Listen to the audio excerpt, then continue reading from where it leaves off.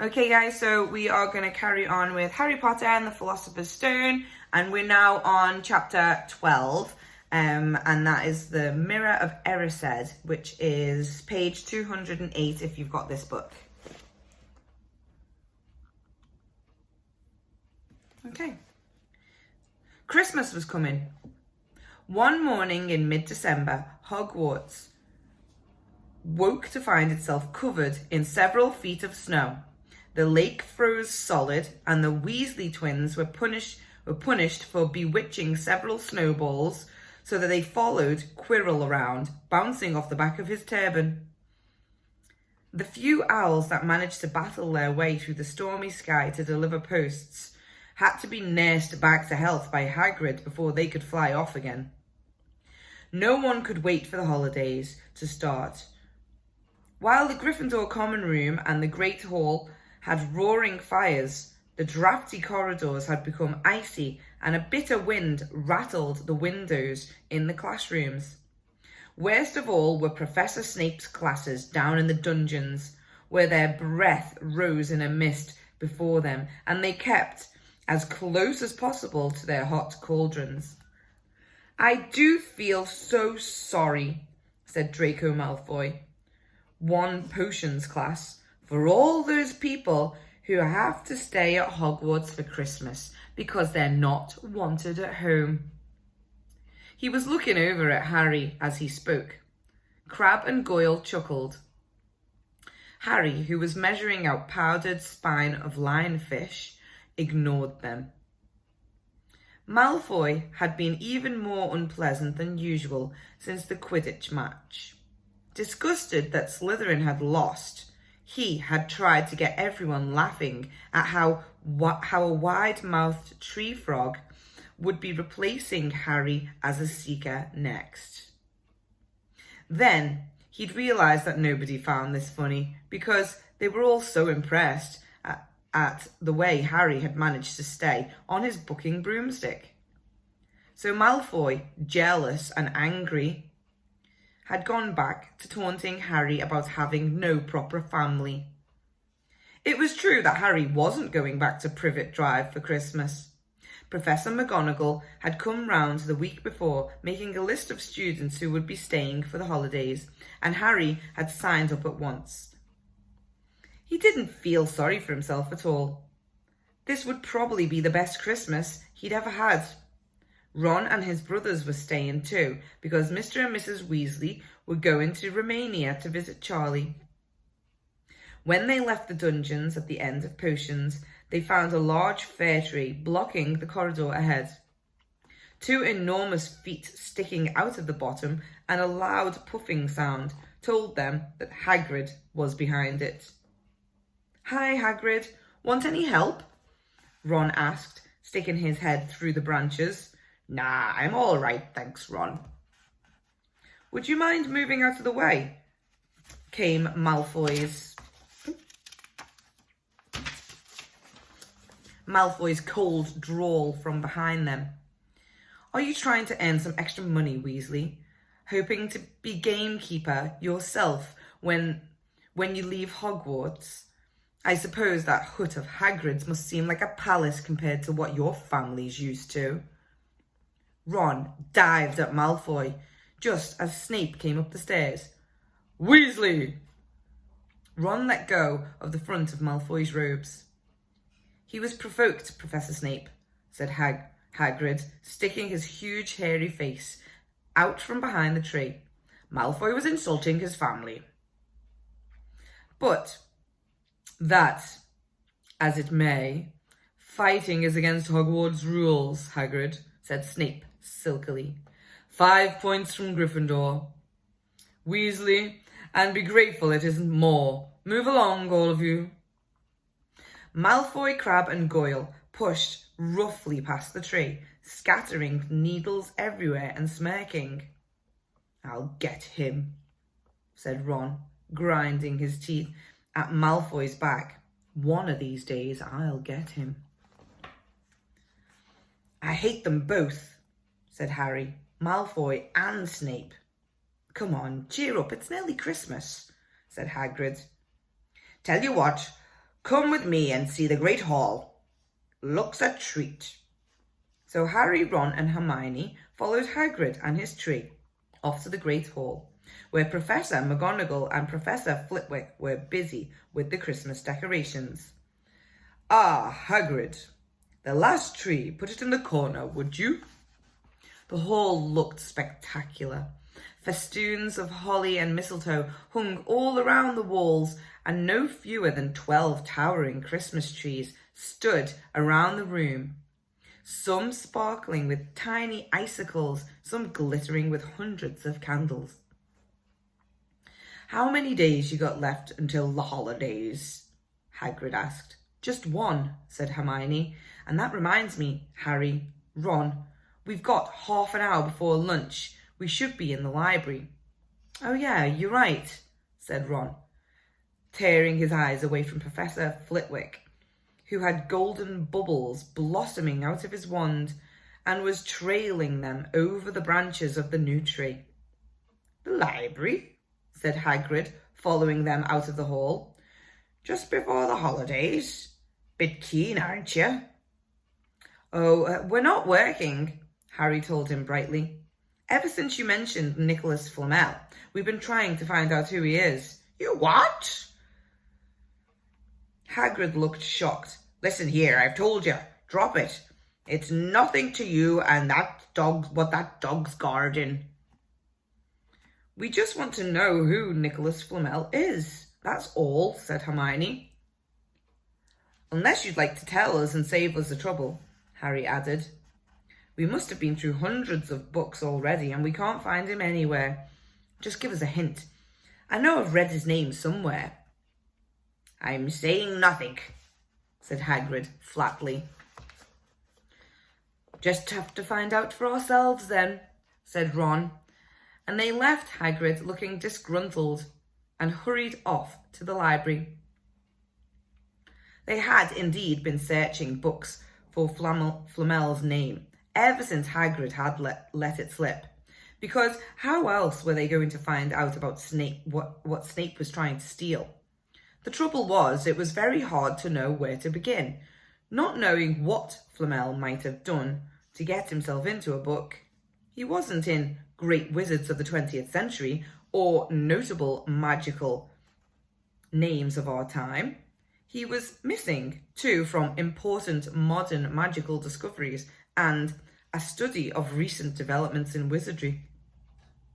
And then, of course, there was the sheer size of the library. Tens of thousands of books, thousands of shelves, hundreds of narrow rows. Hermione took out a list of subjects and titles she had decided to search while Ron strode off down a row of books and started pulling them off the shelves at random. Harry wandered over to the restricted section. He had been wondering for a while if Flamel wasn't somewhere in there. Unfortunately, you needed a special signed note from one of the teachers to look at any of the restricted books, and he knew he'd never get one. These were the books containing powerful, dark magic never taught at Hogwarts, and only read by older students studying advanced defense against the dark arts. What are you looking for, boy? Nothing, said Harry. Madam Pince, the librarian, brandished a feather duster at him. You'd better get out then. Go on, out. Wishing he'd been a bit quicker at thinking up some story, Harry left the library. He, Ron and Hermione had already agreed they'd better not ask Madam Pince where they could find Flamel. They were sure she'd be able to tell them, but they couldn't risk Snape hearing what they were up to. Harry waited outside in the corridor to see if the other two had found anything, but he wasn't very hopeful. They had been looking for a fortnight, after all, but as they only had odd moments between lessons, it wasn't surprising they'd found nothing. What they really needed was a nice long search about Madam Pince without Madam Pince breathing down their necks. 5 minutes later, Ron and Hermione joined him, shaking their heads. They went off to lunch. "You will keep looking while I'm away, won't you?" said Hermione, "and send me an owl if you find anything." "And you could ask your parents if they know who Flamel is," said Ron. "It'd be safe to ask them." "Very safe, as they're both dentists," said Hermione. Once the holidays had started, Ron and Harry were having too good a time to think much about Flamel. They had the dormitory to themselves, and the common room was far emptier than usual, so they were able to get the good armchairs by the fire. They sat by the hour eating anything they could spear on a toasting fork: bread, crumpets, marshmallows, and plotting ways of getting Malfoy expelled, which were fun to talk about even if they wouldn't work. Ron also started teaching Harry wizard chess. This was exactly like Muggle chess, except that the figures were alive, which made it a lot like directing troops into battle. Ron's set was very old and battered, like everything else he owned. It had once belonged to someone else in his family. In this case, his grandfather. However, old chessmen weren't a drawback at all. Ron knew them so well he never had trouble getting them to do what he wanted. Harry played with chessman Seamus Finnegan had lent. So let me read that again. Harry played with chessman Seamus Finnegan had lent him, and they didn't trust him at all. He wasn't a very good player yet, and they kept shouting different bits of advice at him, which was confusing. "Don't send me there! Can't you see his knight? Send him! We can't afford to lose him." On Christmas Eve, Harry went to bed looking forward to the next day for the food and the fun, but not expecting any presents at all. When he woke early next morning, however, the first thing he saw was a small pile of packages at the foot of his bed. "Happy Christmas," said Ron sleepily as Harry scrambled out of bed and pulled on his dressing gown. "You too," said Harry. "Would you look at this? I've got some presents." "What did you expect? Turnips?" said Ron, turning to his own pile, which was a lot bigger than Harry's. Harry picked up the top parcel. It was wrapped in thick brown paper, and scrawled across it was, "To Harry from Hagrid." Inside was a roughly cut wooden flute. Hagrid had obviously whittled it himself. Harry blew it. It sounded like an owl. A second very small parcel contained a note. "We received your message and enclose your Christmas present from Uncle Vernon and Aunt Petunia." Sellotaped to the note was a 50p piece. "That's friendly," said Harry. Ron was fascinated by the 50p. "Weird," he said. What shape? This is money." You can keep it," said Harry, laughing at how pleased Ron was. "Hagrid and my aunt and uncle, so who sent these?" "I think I know who that one's from," said Ron, going a bit pink and pointing to a very lumpy parcel. "My mum. I told her you didn't expect any presents and..." "Oh, no," he groaned. "She's made you a Weasley jumper." Harry had torn open the parcel to find a thick, hand-knitted sweater in emerald green and a large box of homemade fudge. "Every year she makes us a jumper," said Ron, unwrapping his own. "Mine's always maroon." "That's really nice of her," said Harry, trying the fudge, which was very tasty.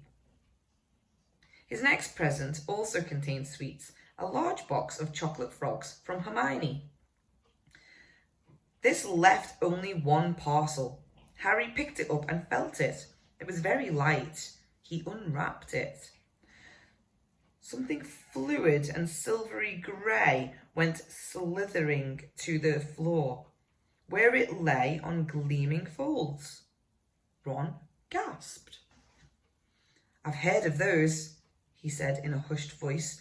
dropping the box of every flavour beans he'd got from Hermione.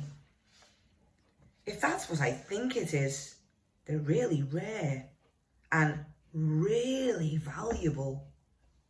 What is it? Harry picked the shining silvery cloth off the floor. It was strange to touch, like water woven into material. It's an invisibility cloak, said Ron, a look of awe on his face. I'm sure it is. Try it on. Harry threw the cloak around his shoulders and Ron gave a yell. It is! Look down! Harry looked down at his feet, but they'd gone. He dashed to the mirror. Sure enough, his reflection looked back at him. Just his head, suspended in mid-air, his body completely invisible. He pulled the cloak over his head and his reflection vanished completely.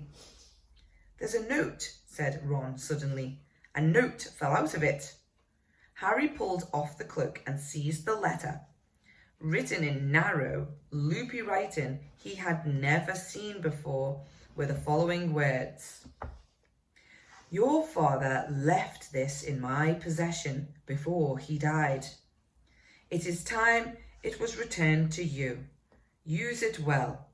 A very Merry Christmas to you. There was no signature. Harry stared at the note. Ron was admiring the cloak. I'd give anything for one of these, he said. Anything. What's the matter? Nothing, said Harry. He felt very strange. Who had sent the cloak? Had it really once belonged to his father? Before he could say or anything else, the dormitory door was flung open and Fred and George Weasley bounded in. Harry stuffed the cloak quickly out of sight. He didn't feel like sharing it with anyone else yet. Merry Christmas! Hey, look, Harry's got a Weasley jumper too. Fred and George were wearing blue jumpers, one with a large yellow F on it and the other with a large yellow G. Harry's is better than ours though, said Fred, holding up Harry's jumper. She obviously makes more of an effort if it's not family. Why aren't you wearing yours, Ron? George demanded. Come on, get it on. They're lovely and warm. I hate maroon, Ron moaned half-heartedly as he pulled it over his head. You haven't got a letter on yours, George observed. I suppose she thinks you don't forget your name. But we're not stupid. We know we're called George and we know we're called Gred and Forge. What's all the noise? Percy Weasley stuck his head through the door, looking disapproving. He had clearly come halfway through unwrapping his presents too. He had clearly come halfway through unwrapping his presents as he too carried a lumpy jumper over his arm, which Fred seized. P for prefect. Get it on, Percy, come on. We're all wearing ours. Even Harry got one. I don't want, said Percy thickly, as the twins forced the jumper over his head, knocking his glasses askew. And you're not sitting with the prefects today either, said George. Christmas is a time for family. They frog-marched Percy from the room, his arms pinned to his sides by his jumper. Harry had never in all his life had such a Christmas dinner. 100 fat roast turkeys, mountains of roast and boiled potatoes, platters of fat chipolatas, tureens of buttered peas, silver boats of thick, rich gravy and cranberry sauce, and stacks of wizard crackers every few feet along the table. These fantastic crackers were nothing like the feeble muggle ones the Dursleys usually bought, and their little plastic toys and their flimsy paper hats. Harry pulled a wizard cracker with Fred, and it didn't just bang, it went off with a blast like a cannon and engulfed them all in a cloud of blue smoke. While from the inside exploded a rear admiral's hat and several live white mice.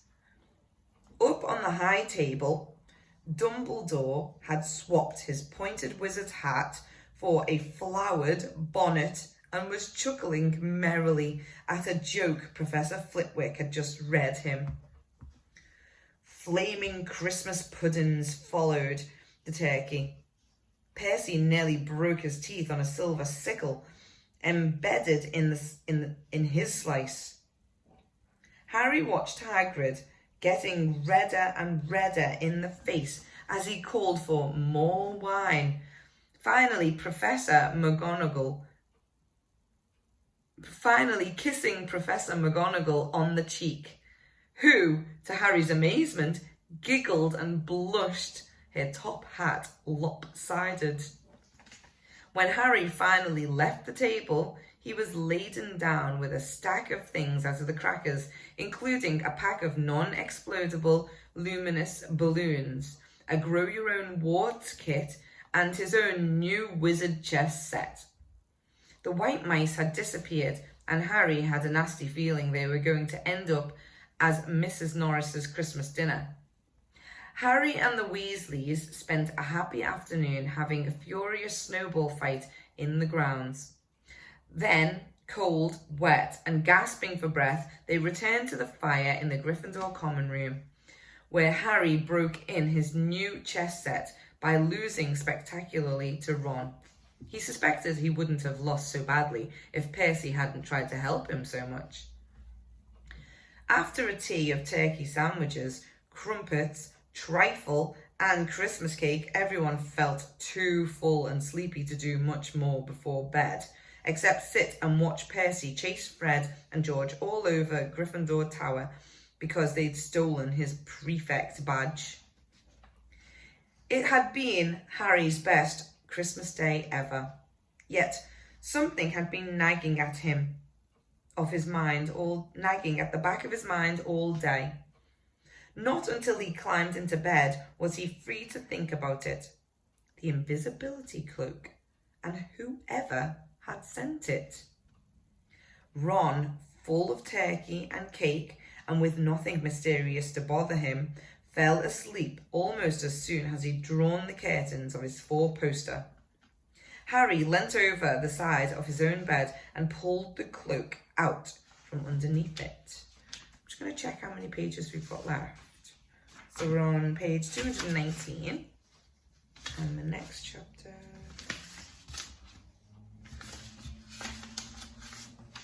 Okay, so we're going to stop there, boys and girls, okay? So we're stopping on page 219. So the next page we will read will be 220.